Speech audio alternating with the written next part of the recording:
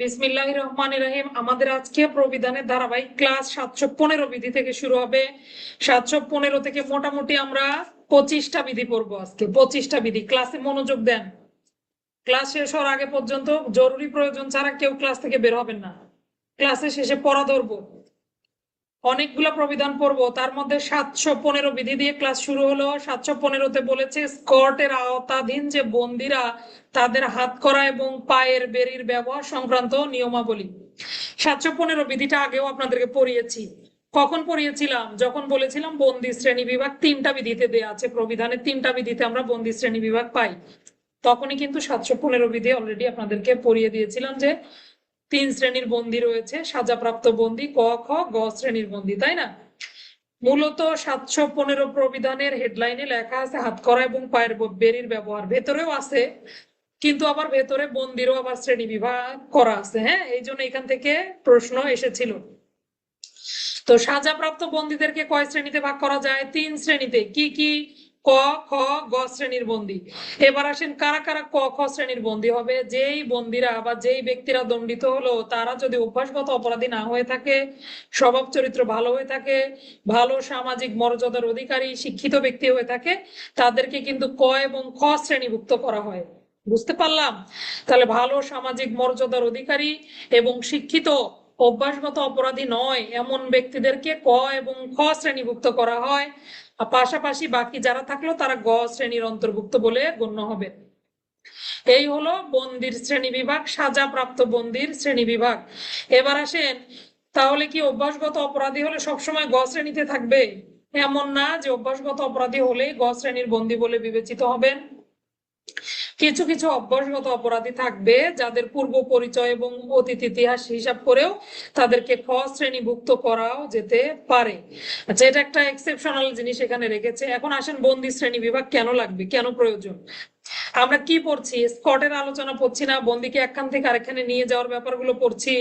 তো এই বন্দিকে আপনি কখন হাতকড়া পরাতে পারবেন, কখন পারবেন না, এই কথাগুলো এখানে আলোচনার জন্য এই বন্দির ক্লাসিফিকেশন। হ্যাঁ, তাহলে ক এবং খ শ্রেণীর বন্দিকে নর্মালি আপনি হাতকড়া পরানো বা পায়ের বেড়ি পরাতে পারবেন না। তাহলে কাকে পারবেন? গ শ্রেণীর বন্দিকে হাতকড়া পায়ের বেড়ি পরানো যাবে বা পরানো যায়।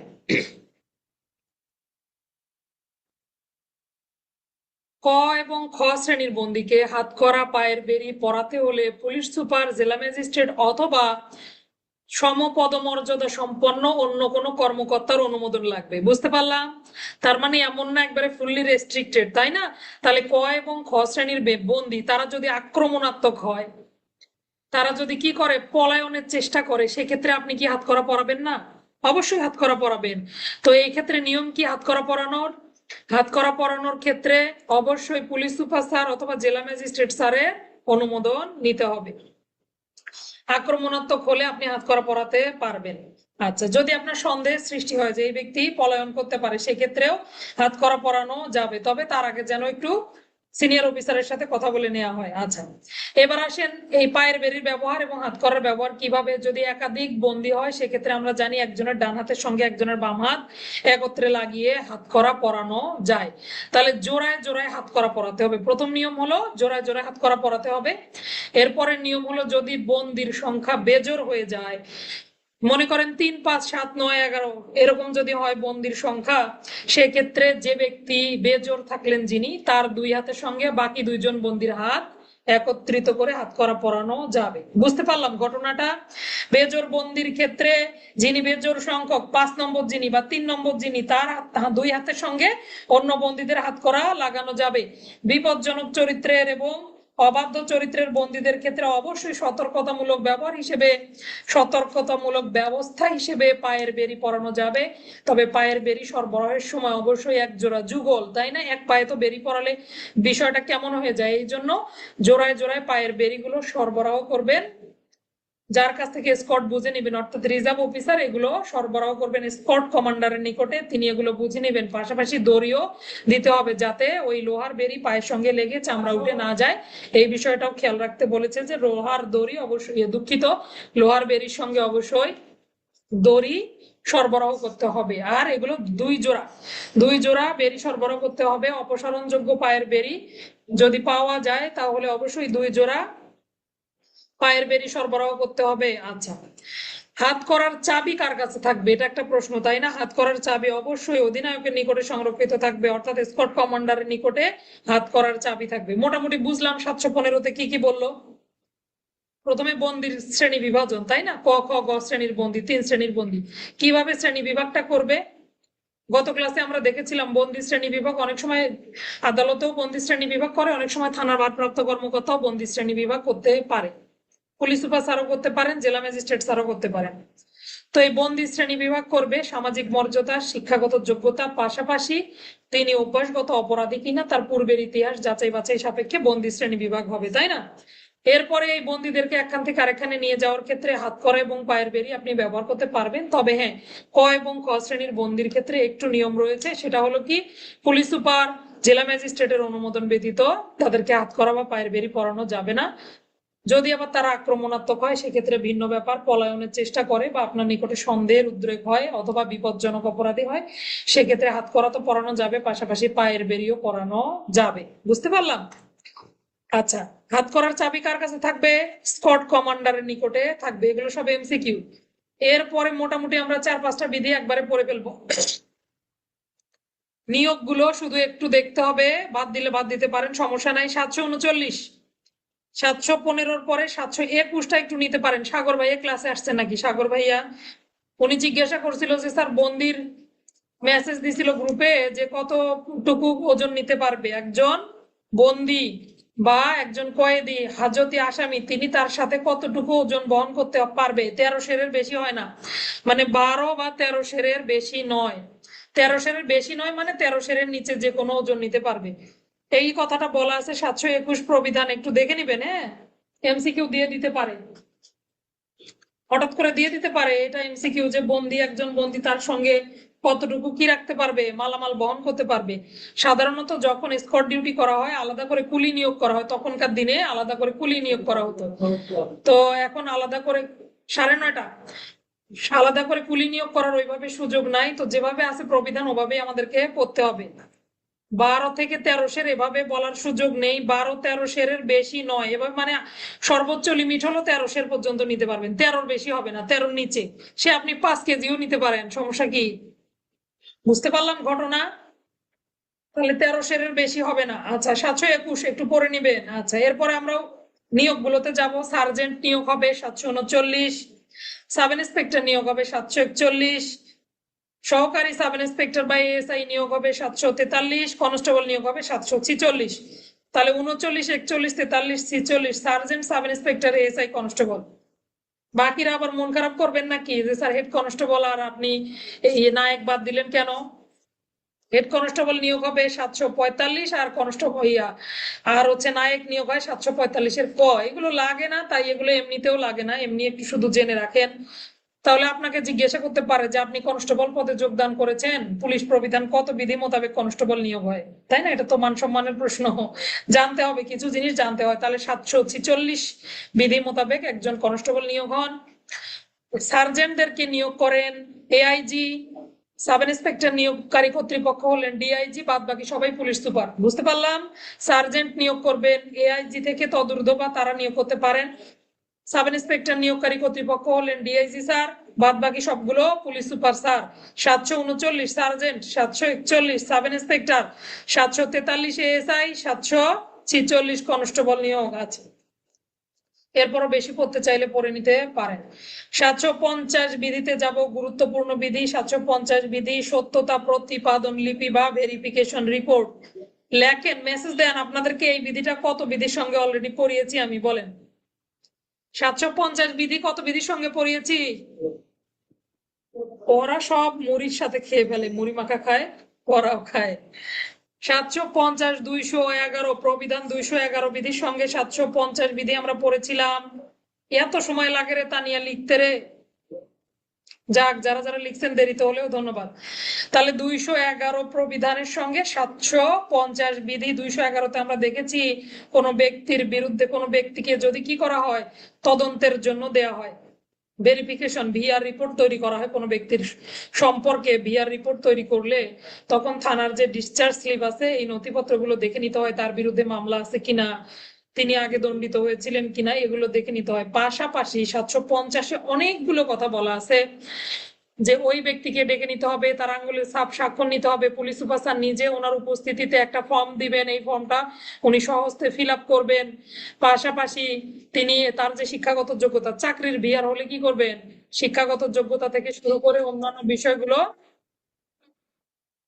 বিহারের ক্ষেত্রে চাকরির বিহার বা অন্যান্য বিহারের ক্ষেত্রে শিক্ষাগত যোগ্যতা থেকে শুরু করে সকল সনদপত্র যাচাই বাছাই সাপেক্ষে একজন এএসআই থেকে এএসআই এর নিম্নে নন এমন পদমর্যাদার কর্মকর্তাদেরই হবে বর্মা কি। আচ্ছা তাহলে দেরি, কেবল শুরু হয়েছে আমার ক্লাস, এতক্ষণ বকাবকি করলাম সবাইকে। তাহলে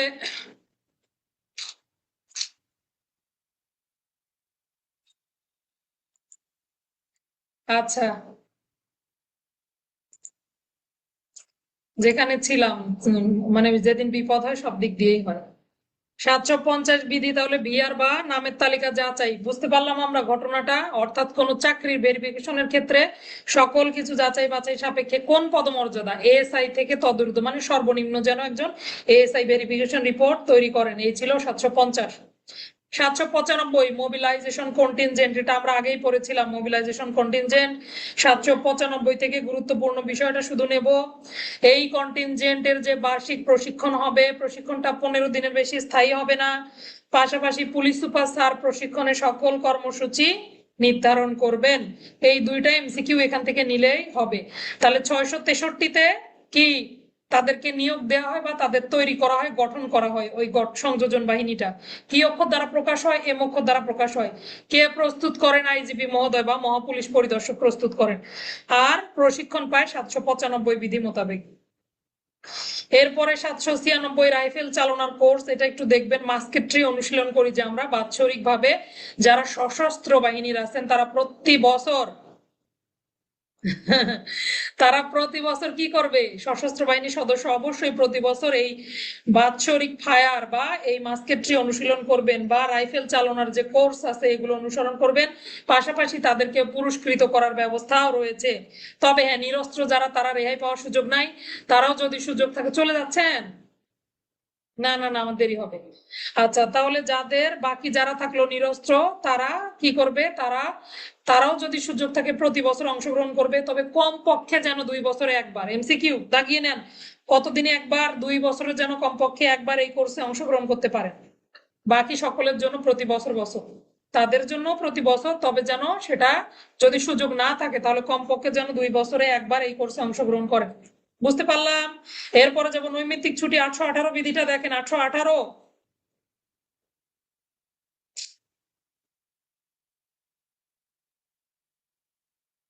818 বিধি নৈমিত্তিক ছুটি। আচ্ছা, নৈমিত্তিক ছুটি সম্পর্কে বলার তেমন কিছু নাই, নৈমিত্তিক ছুটি আমরা জানি।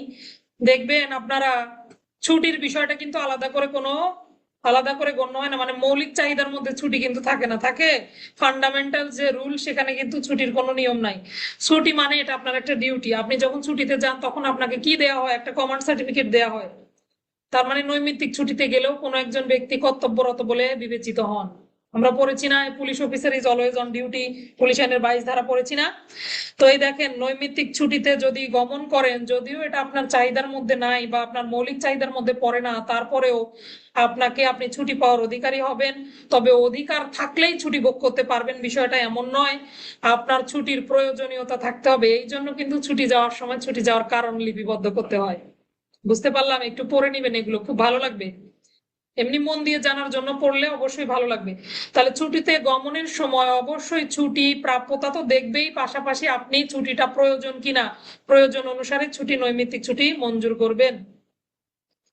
আচ্ছা, কে কার কোন ছুটি মঞ্জুর করে, SP sir, police super sir, inspector থেকে সকল নিম্ন পদস্থ, এএসপি থেকে নিম্ন পদস্থ যারা সকলের ছুটি মঞ্জুর করেন, বাকিদের ডিআইজি আইজি স্যার মঞ্জুর করে দেন ছুটি, এভাবে জানলেই হবে। তাহলে এএসপি এবং ইন্সপেক্টর থেকে নিচে যারা, তাদের ছুটিগুলো পুলিশ সুপার স্যার মঞ্জুর করেন। বাকি বড় বড় অফিসারদের ছুটি, যেমন এসপি স্যারের ছুটি ডিআইজি স্যার মঞ্জুর করবেন, অথবা ডিআইজি স্যারদের ছুটি আইজিপি স্যার মঞ্জুর করবেন, এভাবে আর কি নিয়ম। আইজিপি স্যারের অফিসে যারা কর্মরত ডিআইজি, তাদের ক্ষেত্রে তিনি ছুটি মঞ্জুর করবেন। বুঝতে পারলাম? আচ্ছা, এভাবে নৈমিত্তিক ছুটির বিধান 818 বিধিতে নৈমিত্তিক ছুটি, পাশাপাশি নৈমিত্তিক ছুটির একটা রেজিস্টার রক্ষণাবেক্ষণ করতে হবে 819। আপনারা 917তে ছুটির রেজিস্টার পাবেন, 917। 819-এর পাশে লিখে রাখেন 917। 917তে হলো সকল ছুটির রেজিস্টার। ওখানে আপনি কতদিন ছুটি পেয়েছেন, কতদিন ছুটি বুক করেছেন, সবকিছু 917 ছুটির রেজিস্টার। আর এটা শুধুমাত্র নৈমিত্তিক ছুটির রেজিস্টার হলো 819। বুঝতে পারলাম ডিফারেন্স? তাহলে 819 শুধুমাত্র নৈমিত্তিক ছুটির রেজিস্টার, 917 সকল ধরনের ছুটির রেজিস্টার। এইবার আসেন ছুটিতে গিয়ে অতিবাস করা 830। 830 বিধিটা দেখেন, লেখা আছে কালোত্তীর্ণ ছুটি। কালোত্তীর্ণ মানে কি? আপনার ছুটির মেয়াদ শেষ হয়ে গিয়েছে। হ্যাঁ, তো আপনি ছুটিতে গেছেন, ছুটিতে যাওয়ার পর ছুটি ভোগ শেষ, আপনি ওখানে থেকে গেলেন, তাহলে কি হলো? অতিবাস হলো। অনেক সময় হয় কি, বিভিন্ন ধরনের সমস্যার কারণে আমরা ছুটিতে মেয়াদ বাড়ানোর জন্য আবার আবেদন করি। কোনো পুলিশ অফিসার বা কোনো ব্যক্তি তিনি যদি এই ছুটির জন্য মেয়াদ বাড়ানোর আবেদন করেন এবং এই আবেদনের কোনো উত্তর না পান, তাহলে তিনি অবশ্যই কর্মস্থলে হাজির হবেন। বুঝতে পারলেন? আপনি ছুটিতে থাকলেন, কোনো কারণে অসুস্থ হলেন, ছুটির মেয়াদ বাড়ানোর জন্য আবেদন করলেন, কিন্তু আপনার আবেদন মঞ্জুর হলো কি হলো না আপনি জানতে পারলেন না, আপনাকে তাড়াতাড়ি করে অনতি বিলম্বে অবশ্যই আপনি চাকরিতে যোগদান করবেন। না করলে তখন গরাজি দিয়ে দিবে। এটাই তো গরাজির। যখন আপনি ছুটিতে অতিবাস করবেন তখনই আপনাকে কি করবে? গরাজি দিয়ে দিবে। আচ্ছা, পুলিশ আইনের 29-এর 4 ধারাটা এখানে লাগিয়ে দিতে পারেন একসাথে। 830 ছুটিতে অতিবাস। তাহলে কি কি পড়তেছি মনে থাকতেছে তো? 795 পড়লাম মোবিলাইজেশন কন্টিনজেন্ট, 96 পড়লাম রাইফেল চালনার কোর্স, 818 পড়লাম নৈমিত্তিক ছুটি, 19-এ দেখলাম ছুটির রেজিস্টার থাকবে, 830-এ দেখলাম কালোত্তীর্ণ ছুটি অথবা ছুটিতে গিয়ে অতিবাস। এইবার আসেন 833, কোন কর্মকর্তা বরখাস্ত হলে বা অপসারিত হলে তাকে ছুটি মঞ্জুর করা যাবে না। চিন্তা করছেন? যে সকল কর্মকর্তাগণ চাকরি থেকে বরখাস্ত হন অথবা অপসারণ হয়ে যান, ক্লাস কেটে গেলে আবার জয়েন করবেন, যে সকল কর্মকর্তাগণ বরখাস্ত হন, অপসারণ করেন, তাদের ছুটি মঞ্জুর করা যাবে না। আচ্ছা, যাদের বিরুদ্ধে চাকরি থেকে অপসারণযোগ্য কোনো অপরাধের অভিযোগ রয়েছে, যারা বরখাস্ত রয়েছেন, এই দুই দুই ক্ষেত্রে আপনি কি করতে পারবেন না? একমাত্র চিকিৎসা ক্ষেত্রে ব্যতীত, অর্থাৎ খুবই গুরুতর অসুস্থ হয়ে গেল বা ছুটির প্রয়োজন হলো, সেই ক্ষেত্র ব্যতীত ওই সমস্ত ব্যক্তিদের ছুটি মঞ্জুর করা যাবে না। 833 বিধি জানতে পারলাম। তাহলে বরখাস্ত হলে ছুটি পাওয়া যায় না। এইবার আমরা যাব শাস্তির ক্ষেত্রে। এখন কথা বলার একদমই তো সময় নাই।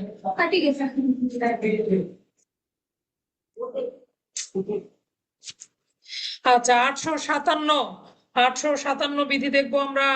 ছোটখাটো শাস্তি। আপনারা যদি প্রবিধান বের করেন, ছোটখাটো শাস্তি আমি যেভাবে বলছি একটু এভাবে নেন, তাহলে আপনার পড়তে সুবিধা হবে। প্যারা করে দেয়া তো বোঝা যায় না ঠিক কতগুলো দণ্ডের কথা এখানে বলা আছে।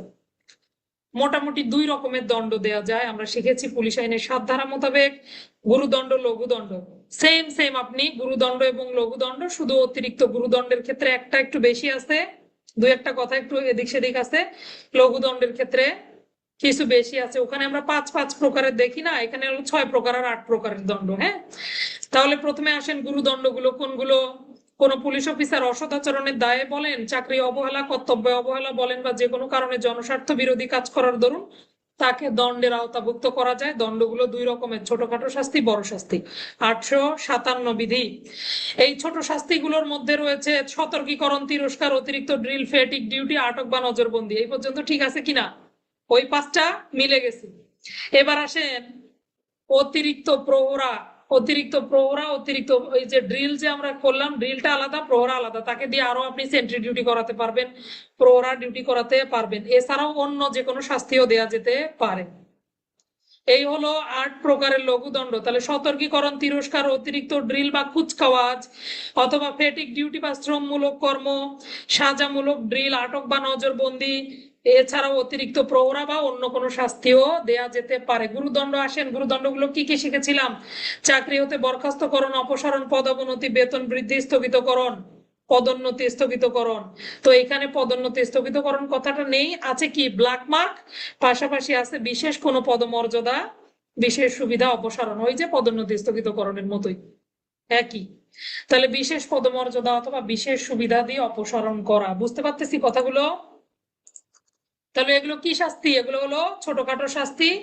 আর বড় শাস্তি আপনি একদম পুলিশ আইনের ভাষায় গুরুদণ্ড লঘুদণ্ড লিখতে পারবেন। 857 বিধি শিখলাম, 871 বিধিতে যাব আমরা। 871 বিধি বেতন বৃদ্ধি স্থগিতকরণ, ইনক্রিমেন্ট বন্ধকরণ, তাই না? তাহলে ইনক্রিমেন্ট আমরা তো সবাই বুঝি, আমাদের মোটামুটি 1 বছর করে প্রতি বছর বছর ইনক্রিমেন্ট হয় বা বেতনের একটা বৃদ্ধি হয়, সুনির্ধারিত হারে পদমর্যাদার উপর ভিত্তি করে একটা বেতন বৃদ্ধি ঘটে। এই যে বেতন বৃদ্ধিটা একটা গুরুদণ্ডের মধ্যে পড়বে। 871 বিধি মোতাবেক বেতন বৃদ্ধি বন্ধ করে দিতে পারবে। কি কারণে? অশোভনীয় আচরণের কারণে।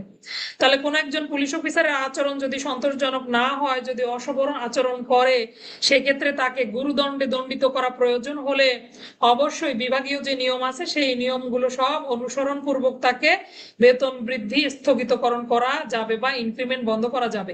আর এই ইনক্রিমেন্ট বন্ধ করার ক্ষেত্রে আবার খেয়াল রাখতে হবে কতদিনের জন্য বন্ধ থাকবে, কয়টা ইনক্রিমেন্ট বন্ধ থাকবে, সমস্ত কিছু আবার এই আদেশে উল্লেখ